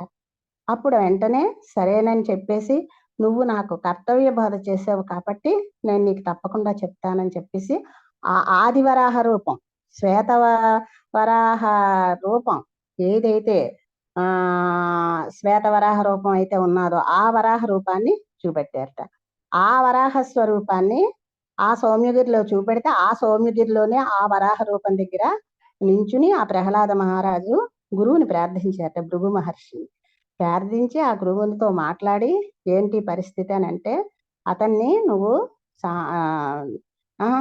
అతన్ని ఏం చేశారట, ఈ వరాహ రూపం చూపెట్టిన తర్వాత అతన్ని నమస్కారం చేసి అతన్ని అక్కడ పెట్టి అతని పూజ తాలూకా ఇవన్నీ చేస్తూ అప్పుడు భృగు మహర్షిని అడిగారట.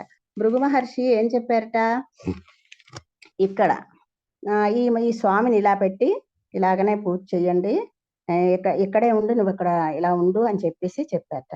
అలా శాంతింప చేయడానికి భృగు మహర్షి చెప్పిన ప్రకారం అతను ఆ రకంగా అక్కడ ఆ స్వామిని శాంతింప చేశారట. అలాగా కొన్నాళ్ళు అయిన తర్వాత అక్కడ ఆ స్వామి అక్కడే ఉన్నారట, ప్రహ్లాద్ మహారాజ్ అక్కడే ఉన్నారట. ఇప్పుడు యుగాలన్నీ మారిపోతూ ఉంటాయి కదా, కొన్నాళ్ళు అయ్యేసరికి యుగాలన్నీ మారిపోతూ ఉంటాయి. అప్పుడు మళ్ళీ ఎవరో ఒకరు జన్మెత్తుతూ ఉంటారు. ఆ జన్మ ప్రకారం అప్పుడు పురూరవ చక్రవర్తి ఆ స్వామి అక్కడ అలాగా చిన్న కొన్నాళ్ళు ఉన్న తర్వాత చిన్న పుట్టలాగా వచ్చిందనమాట. పురూరవ చక్రవర్తి విమానం మీద ఆ పర్వతం నుంచి వెళ్తున్నారట. ఇప్పుడు ఏంటంటే నేను కూడా కొంచెం కన్ఫ్యూజ్ అవుతున్నాను మాతాజీ.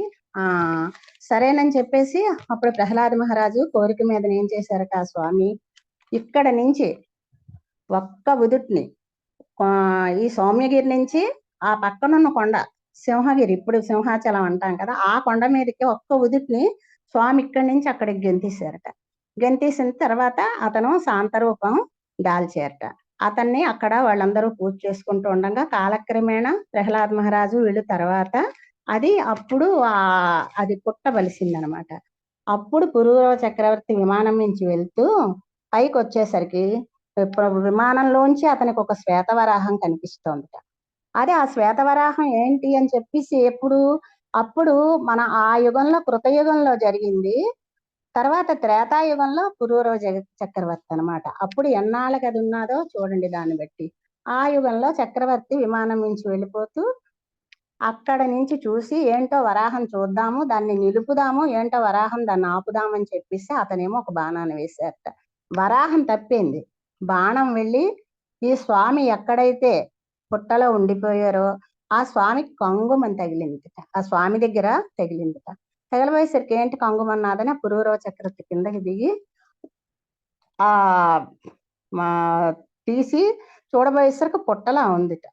సరే ఆ పుట్టలా ఉంది కదా అని చెప్పేసి ఆ పుట్టను కొంచెం తీసి చూసి ఫలానా ఇలా జరిగిందని చెప్పి ఇంటికి వెళ్ళి గురువులు వాళ్ళందరితోటి తన గురువులు తన రాజ్యంలో ఉన్న గురువులు అందరితో చెప్పి ఋషులు మునీశ్వర్లు తన దగ్గర ఉన్న వాళ్ళందరినీ తీసుకొచ్చి ఇది ఇలా జరిగింది అని చెప్పారట.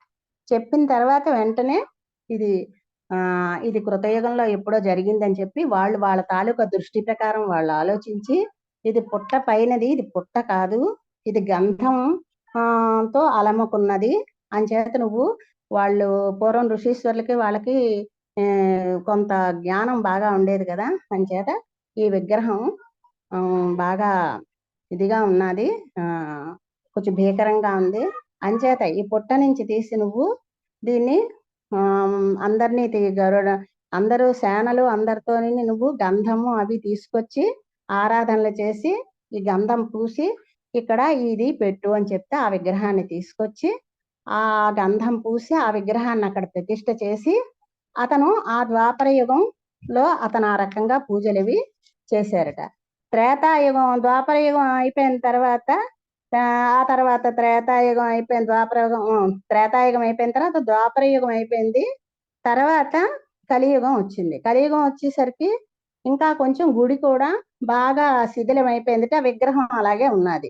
అప్పుడు ఆ గుడిని అప్పుడు ఈ కలియుగం వచ్చిన తర్వాత కృష్ణదేవరాయలు తన విజయం సాధించిన తర్వాత కళింగ యుద్ధం తర్వాత అతను వెళ్ళిపోతూ అతను ఏం చేశాట, ఒక స్తూపాన్ని ప్రతిష్ఠించేసి అతని చరిత్ర కోసమని అలా స్తూపాలు పెట్టుకుంటారట రాజులు.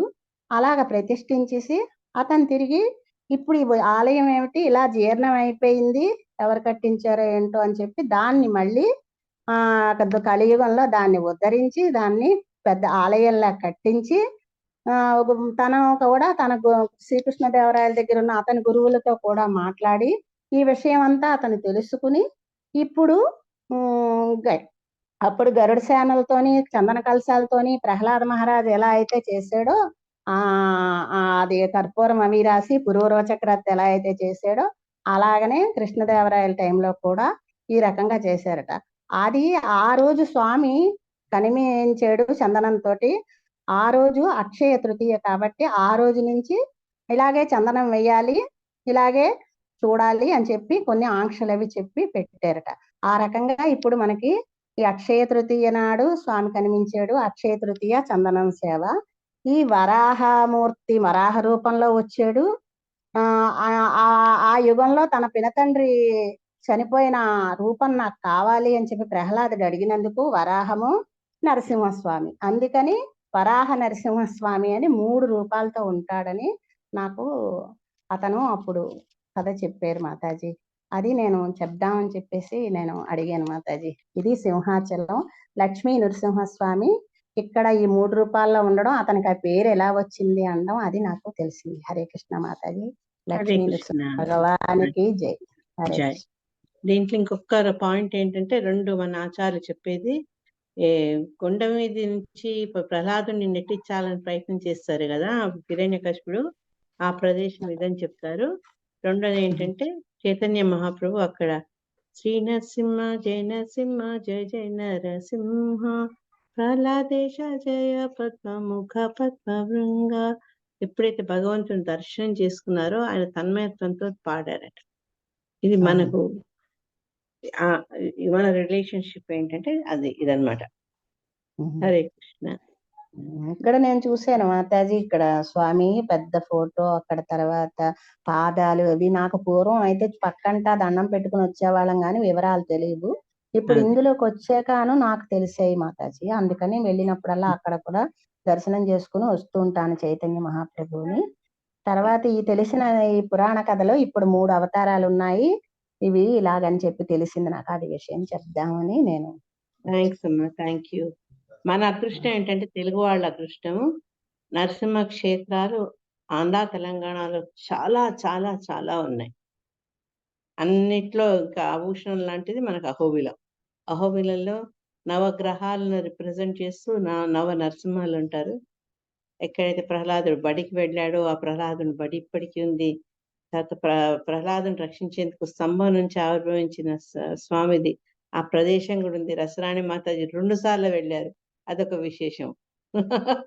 మూడోసారి ఎక్కాలి, అది ఎప్పుడో తెలియట్లేదు. అవుతుందమ్మా, గట్టిగా అనుకో, స్వామి అది కూడా ఇస్తారు నీకు ఆపర్చునిటీ. హరే కృష్ణ. ఇక్కడ గిరి ప్రదక్షిణ కూడా ఉంది మాతాజీ, ఇక్కడ గిరి ప్రదక్షిణ కూడా ఉంది. ఎక్కడ? సింహాచలంలో. 5 కిలోమీటర్లు వస్తుంది మాతాజీ. అవునవును, నేను ఒకసారి వెళ్ళాను మాతాజీ.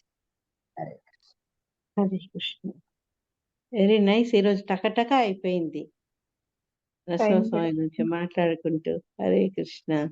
మాతాజీ మీరు అది భక్చార్ సోమవారం చెప్పేయండి మాతాజీ, మీరు రికార్డింగ్ పెట్టద్దు కానీ చెప్పేసేయండి తెలుగులో.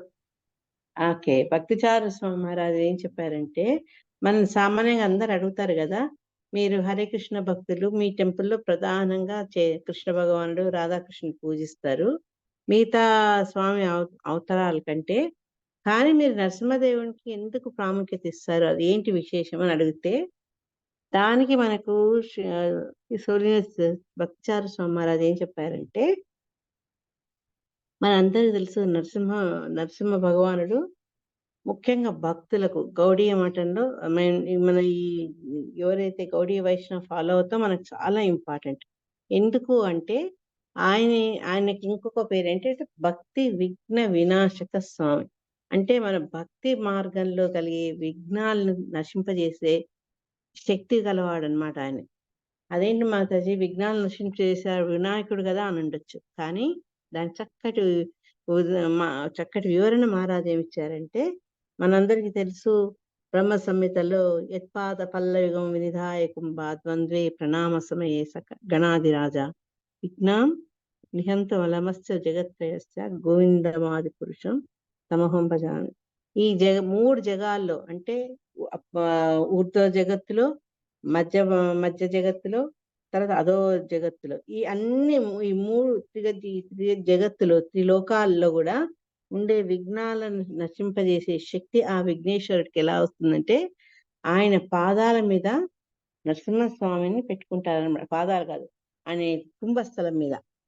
సో ఆ స్వామి నుంచి వచ్చిన శక్తి వల్ల ఇతనికి విఘ్నాలు తీసే శక్తి వచ్చింది. కానీ ఏ విఘ్నాలు తీస్తారంటే భౌతిక పరమైనటువంటి విఘ్నాలు తొలగించే శక్తి వినాయకుడికి వస్తే, మన భక్తి మార్గంలో వచ్చే విఘ్నాలన్నిటిని నశింపజేసే స్వామి నరసింహదేవుడు అనమాట. అందుకని మనం అందరం కూడా మన భక్తి మార్గంలో ముందుకు వెళ్ళాలి అంటే అందులో వచ్చే సంకటాలు ఎట్లయితే ప్రహ్లాదుడికి ఆయన తండ్రి ద్వారా వచ్చినటువంటి సంకట పరిస్థితుల నుంచి ఆయన ఎట్లా తొలగించి ముందుకు తీసుకెళ్లారో, అదే రకంగా భక్తి మార్గంలో మనకు వచ్చే అడ్డంకుని తొలగించి నిర్విఘ్నంగా మన భక్తి సాగేందుకు నరసింహుడు మనకు సహాయం చేస్తారు. కాబట్టి ఆయన కృప కోసమని మన ప్రతి ఒక్కళ్ళు కూడా మన ఇష్టాలు చూడండి, పొద్దున్న సాయంత్రం నరసింహ హారతి, నరసింహ హారతి చదవడము, హారతి ఇవ్వడం, ఇవన్నీ ఎందుకు చేస్తామంటే భక్తిలో వచ్చే విఘ్నాలు తొలగించమని ఆయన ప్రార్థిస్తాం అన్నమాట.